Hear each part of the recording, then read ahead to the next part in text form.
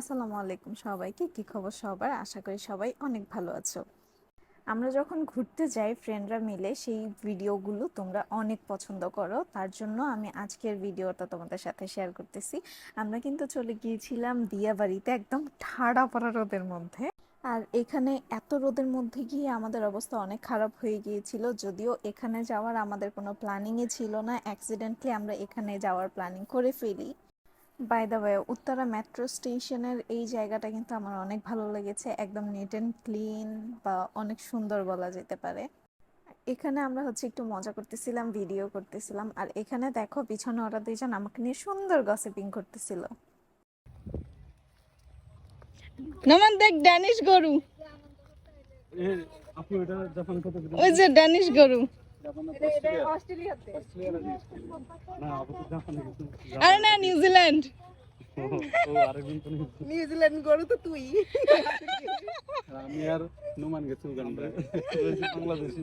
নোমান ব্যাগটা একটু নে। বুঝছিস, এটা হচ্ছে আমি। নোমান ব্যাগটা একটু নে। কে কোন দিয়ে ফটো উঠালে কোনো বিশ্বাস আছে? আপনাকে পাগল করতে চাই ভাই, নেন না। তুই খাবি?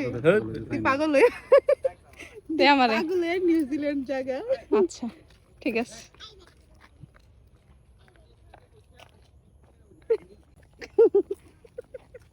এই এই আমাদের ব্যাগটা তো একটা সেভটা ফটো উঠে একটা ব্যাগটা সহ।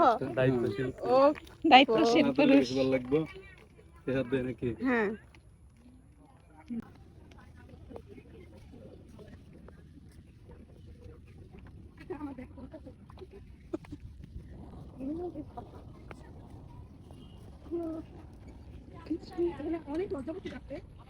নিয়ে যাইছে অসময়, বাসায় নিয়ে লাগাবি।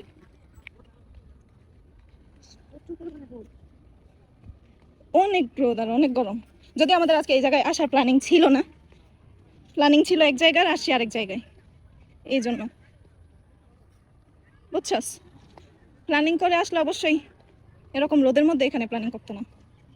এখানে যে কি পরিমাণ রোদ ছিল ওই দিন, মানে আমাদের চারজনের অবস্থা পুরা মাথা খারাপ হয়ে গেছে, আমাদের চারজনের অবস্থা পুরো খারাপ হয়ে গেছিল। আর এই জায়গাটা দেখো সুন্দর না, মানুষ এখানে কাইকিং করতেছে, বাই দ্য ওয়ে। আর এই যে দেখো আমাদের বডি বিল্ডার বন্ধুর অবস্থা।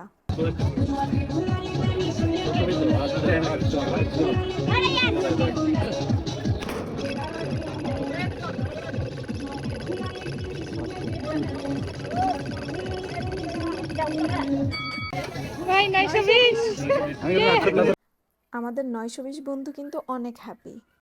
আর এইখানে কিন্তু আমাদেরও কাইকিং করার প্ল্যানিং ছিল, কিন্তু এই যে দেখো এত মানুষের ভিড়, ওই যে এত মানুষের ভিড়, যার জন্য আমাদের আর সাহসে হয় নাই যে আমরা ওয়েট করব এই ভিড়ের মধ্যে, কাইকিং করব, দেন বাসায় আসবো। অলরেডি সন্ধ্যা হয়ে যাচ্ছিল, যার জন্য আমরা তাড়াহুড়া করে চলে আসি।